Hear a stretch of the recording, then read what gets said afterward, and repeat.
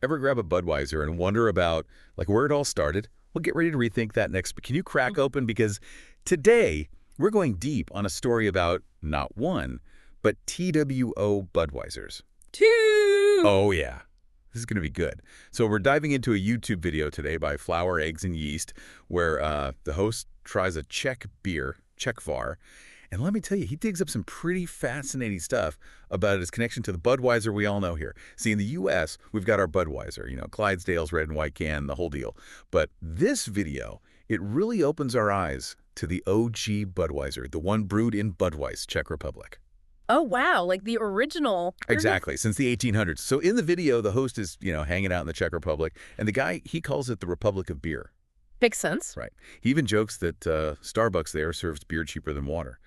Apparently, they hold the title for highest beer consumption per capita worldwide. Yeah. I mean, come on. Talk about dedication. Well, it's more than just how much they drink, though. The Czech Republic really has this whole brewing history that's completely intertwined with its culture. Oh, yeah, for sure. I mean, this is where the Pilsner style came from centuries ago, and that style has had a huge impact on how beer's brewed all around the world. Totally. So the video, it really zones in on this Czechvar beer, and it's brewed, get this, according to the German purity law of 1516. Oh, wow. So that means they can only use hops, malt, water, and yeast. The host even describes the taste as having a spicy hit of Saaz hops and a floral scent with a little bit of fruit and grass to it. Now that Saaz hops thing, that's what really caught my ear. Saaz hops, they're unique to the Czech Republic. They're known for this super distinctive aroma and flavor. Yeah, they give this spicy, earthy quality that you just don't get from other hops. And then you combine that with, sticking to the German purity law, which is all about pure ingredients and traditional methods. Boom, you've got a beer with a really authentic, distinct character. I like it. All right, but here's where things get kind of wild. This Czech Budweiser, which they now call Czechvar because of, legal stuff, was actually being shipped to the U.S. all the way back in 1875. And then, just 1 year later, Adolphus Busch shows up in the U.S., fresh from experiencing that Bohemian-style brewing in Budweiser.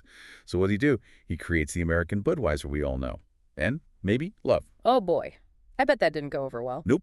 And that's where the trademark battle of the century kicks off. Anheuser-Busch, the American Budweiser folks, they end up snagging the Budweiser name in a bunch of markets. I bet that was messy. It was, but it wasn't a total knockout. This whole case, it shows just how complicated international trademark laws can be, especially when a name is so tied to a specific place.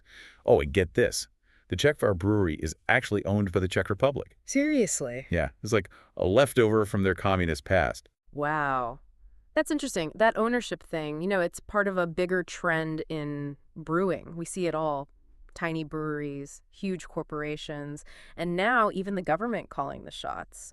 Really makes you think about how who owns it can affect, the beer they make, how they stick to traditions. Right. And the YouTube host even said he wasn't even sure if the Czechvar brewery let people visit because it's state-owned. It makes you wonder if they're being all secretive about it. Yeah, maybe a state-owned brewery isn't as worried about getting tourists and is more about just keeping things going for whoever drinks it there, It's a total flip from those massive ad campaigns we always see from the big beer brands. Absolutely. This whole thing, it really makes you think about branding, doesn't it? I mean, most people in the U.S. probably don't even realize there's another Budweiser out there. Definitely. Anheuser-Busch, they've built this whole global image for their Budweiser. American culture, sports, that king of beers thing, that kind of marketing, super powerful. And it can totally overshadow the original story. Makes it tough for Czechvar to get that same level of recognition in some places. Like a total David and Goliath story, right? Small, state-owned brewery going up against a giant. Exactly. But it's important to remember Czechvar has its own fans, especially people who really know their beer and appreciate those traditional methods and that, unique flavor. Oh, yeah. Speaking of which, the YouTube host was totally blown away by Czechvar, raving about the Saaz hops and how different it tasted compared to American Budweiser. That difference is really the key. It's not just the name on the label, it's the beer itself. The hops they use, sticking to those traditional brewing laws, even the water in the Czech Republic, it all comes together to make a flavor that's totally different from your typical American Budweiser. Man, now I kind of want to do a taste test. Me too. And it brings up a really good question. Does knowing where it all came from change how you feel about either Budweiser? I think it does. It adds like another dimension to it. It's not just grabbing a beer anymore. It's almost like you're making a statement, like which history you're backing, which taste you prefer. Exactly. And that's what makes these deep dives so cool. It's about uncovering the stories behind everyday things, making us think about the choices we make, even when it comes to beer.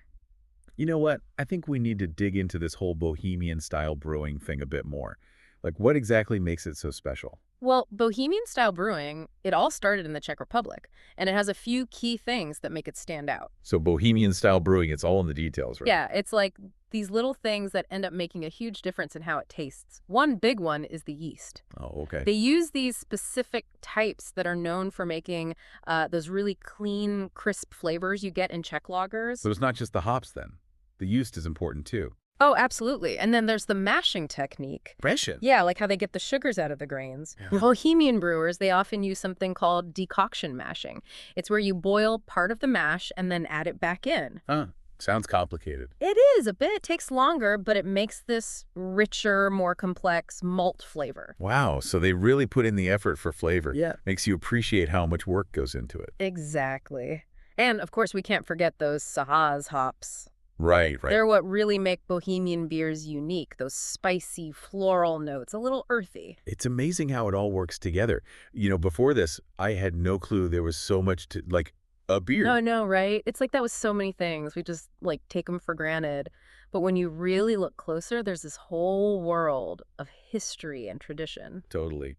Speaking of history, let's get back to that state-owned Czechvar brewery. A government owning a brewery. That's just wild. It really is kind of unique. It all goes back to the Czech Republic's time under communism. After World War II, the country went communist. A lot of industries became nationalized, including brewing. So when things changed in '89. Right. Some industries went private again, but others, like the one making Czechvar, they stayed under the government. So the Czech government basically inherited this whole brewing legacy. Exactly. And it makes you think, about tradition versus progress. Like, on the one hand, the government owning it could be a way to protect something really important to the country. Making sure they brew Czechvar the traditional way keeps that unique taste. Exactly, like a guardian of tradition. No, But on the other hand, it might make it harder for them to, try new things, keep up with trends. Maybe they can't experiment with meat styles or sell their beer in more places as easily as a private company. It's a tough spot to be in. It is. They've got this huge heritage to uphold, but also the potential to grow. And remember how the YouTube host wasn't even sure they allowed visitors? Makes you think about how they approach marketing, or if they even do. Totally. Maybe they don't need to attract tourists or do big ad campaigns like other breweries. Maybe they're just focused on making enough beer for the people who already love it. It really makes you rethink how a brewery works. We're so used to those fancy commercials and brewery tours, but maybe there's another way. There definitely is.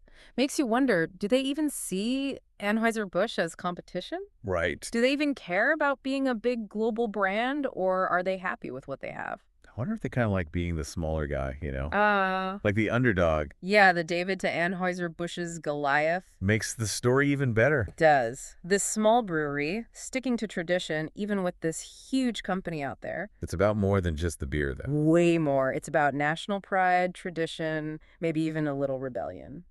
And it gets us back to that question of, does knowing the backstory change how we see these beers? It's not just a simple choice anymore. You're picking a side almost. Yeah, you're really thinking about what you're supporting. I think that's a good thing, though. Makes us more aware. Absolutely. These deep dives, they really show you how complex things really are. So next time you're picking out a beer, maybe think about the story behind it. You might be surprised. You never know what you'll find. And that's what we want you to take away from this, that curiosity, wanting to learn more about the world around you. Well said. Now, before we wrap up, I want to go back to something we talked about before, the whole trademark battle. Sounds like there's more to it. There definitely is. It's a perfect example of how complicated international trademark law can be, especially when you're trying to protect names that are linked to specific places. So let's break that down a bit more. What were each side's arguments? So Anheuser-Busch, what were they saying? Well, they were basically saying Budweiser wasn't just about a place anymore. Like, it had become this big global brand. They'd put tons of money into marketing, getting it everywhere. They built up this whole image for American Budweiser. So they were saying people thought of their product when they heard Budweiser. Yeah, no matter where it was made. Smart. But what about the Czech side? What was their angle? Czechvar, they focused on, history and where the name came from. They kept saying Budweiser comes from Budweis, the town where they'd been brewing for ages. Ah, I see. It was like the name itself told you where it was from. Kind of like champagne or Parmesan cheese. Right, those are specific places. Exactly. They said it should be protected just like those. That makes sense. But how do trademark laws actually work with stuff like that? It gets really tricky. There are these international agreements, like the Paris Convention and the TRIPS Agreement. Yeah. They're supposed to make sure trademarks are protected around the world. But how those laws actually work, it can be different in each country. So it's a mess.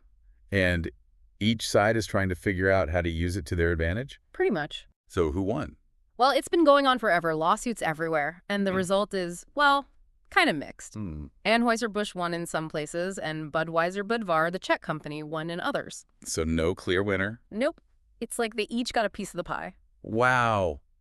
This whole thing, it's been eye-opening. I never thought a beer could have this much drama behind it. Right. And most people probably don't.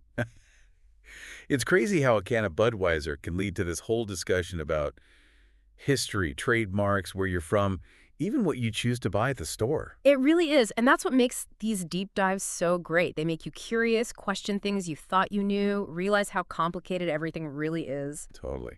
We went from a beer tasting to a global battle. It makes you think, what other stuff we use every day has some crazy story behind it? Probably a lot. Maybe something right in your own kitchen. So the next time you grab that beer, or anything really, stop and think for a second. Where'd it come from? Who made it? What's its story? You might be surprised what you find. And that's what we hope you take away from these deep dives. Be curious, question things, and explore the world with open eyes. Couldn't have said it better myself. Thanks for joining us on this deep dive into the world of, well, Budweiser, or should I say Budweisers. See you next time for another adventure.